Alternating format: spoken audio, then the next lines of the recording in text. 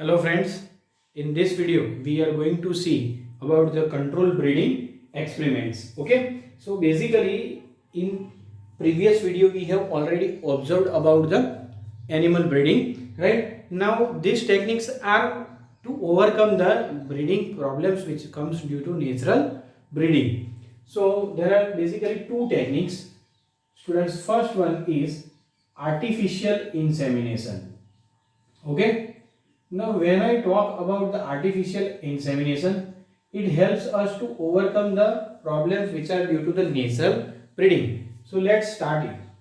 So students, when we talk about this technique, think about a cattle male is having superior quality, means desired characteristics, and that male cattle, right, is not over here, it is located somewhere else.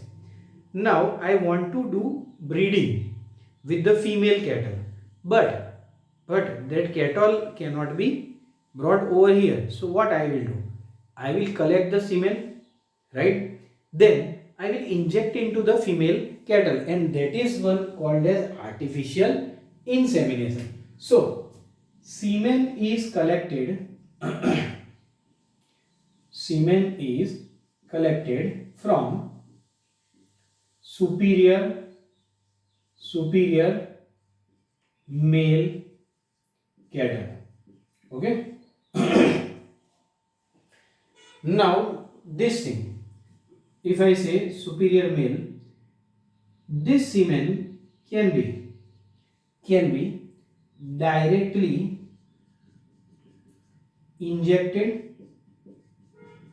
into female cattle, or can be also stored. Okay, so first of all, semen is collected from somewhere, right? It can be directly injected into the female cattle, or can be stored in frozen, right? Okay students, so whenever we talk about the frozen, so frozen means it is stored in liquid nitrogen. You are familiar with this term, right? We have already talked about it. That is cryopreservation technique, that is at minus 196 degree Celsius. Okay, and this can be further used for breeding. Okay, for breeding programs. So this is the first technique referred as artificial insemination. Okay, so we can use it for further breeding program. Now what is the advantage of this technique? So basically advantage of this technique is to overcome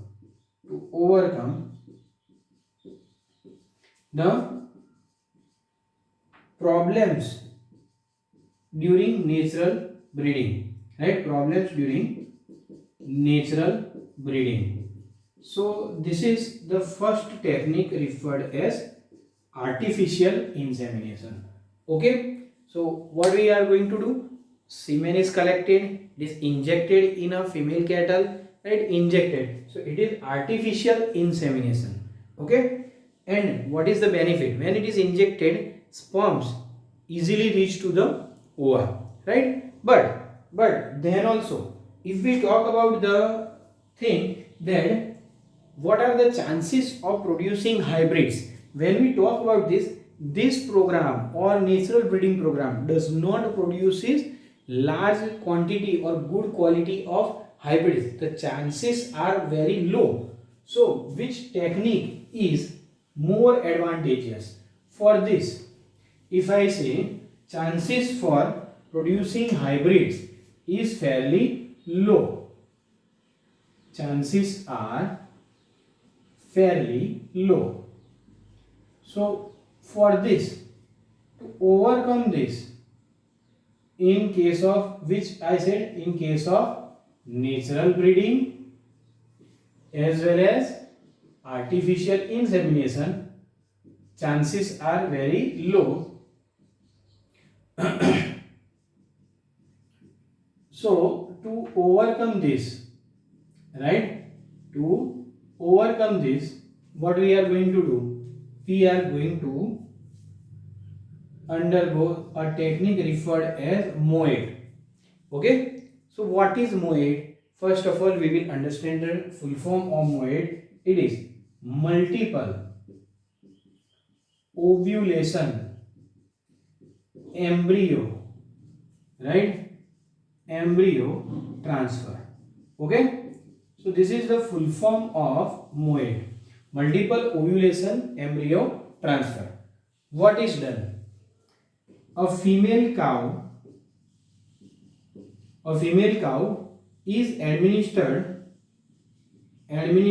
by certain hormones, right? Female cow is administered by hormones which are having activity like FSH, administered by hormones having activity like FSH, activity like FSH means follicle stimulating hormone. Okay, now see, this hormone is generally naturally secreted from anterior pituitary. You are familiar. And what is the role of follicle stimulatory hormone? This hormone stimulates the growth of the follicle and its maturation. So follicular maturation and development is under the regulation of follicle stimulating hormone. So whenever we inject this hormone into the female cow, right, this will result in follicular maturation and development, right? So two things will occur at the time when it is administered. Now, due to this, it will not mature only one follicle. In natural way, generally maturation of one follicle. In this case, this will result in super ovulation. Okay, so this will result in super ovulation. Now, super ovulation means that is release in 6 to 8 eggs per cycle, right? Normally, what is the case? Normally, if you observe it, there are only one egg is released per cycle, but due to the administration of this hormone, release of 6 to 8 eggs per cycle, which is referred as super ovulation, right? Now what will be done to these eggs? These eggs, that are 6 to 8 eggs, right? Let's say this eggs are fertilized by semen. Okay, fertilized by semen, and this will result in formation of embryos. Okay, so this semen, fertilized by semen, means by natural breeding. Okay, you can use this technique also, natural breeding, or artificial insemination. That is the technique by which we can inseminate the semen. Semen is containing sperm. So what happens? When eggs are fertilized, it will first form zygotes to embryos. Now embryo of how many? 8 to 32 cell stage. 8 to 32 cell stage embryo, that are young embryos, right? They are removed. Okay, these embryos are removed non-surgically. Remember this, means there is no surgical process. Non-surgically these embryos are removed. See, when I started, female cow was first given a hormone by which it underwent follicular maturation in the cow, which resulted in release of more than one egg, that is 6 to 8 eggs per cycle. That is referred as super ovulation.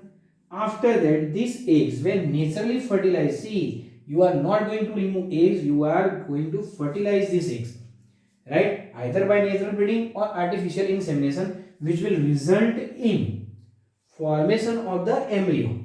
These embryos are removed up to which stage? 8 to 32 cell stage. Embryos are removed non-surgically and transferred. These are transferred to surrogate mother. Okay, these are transferred to surrogate mother. So basically, again, this cow will be ready after that entire process, right? Cow is ready for another round, ready for another round of super ovulation, right? So this cow will only bring up ovulation. Now this surrogate mother are not having superior qualities, but they are having a developed body in which the implantation of the embryo can be done and also the development of the embryo can be done. So this mother's genetically the mother is this, but the implantation is occurring in the surrogate mother. So further development occurs in surrogate mother and implantation is done in the cow. Now this is a complete part. Now where this technique is used? This technique is mainly used in herd improvement. Okay, herd improvement programs. This is the technique which is mainly used. Okay, so this was all about the today's revision topic. Thank you.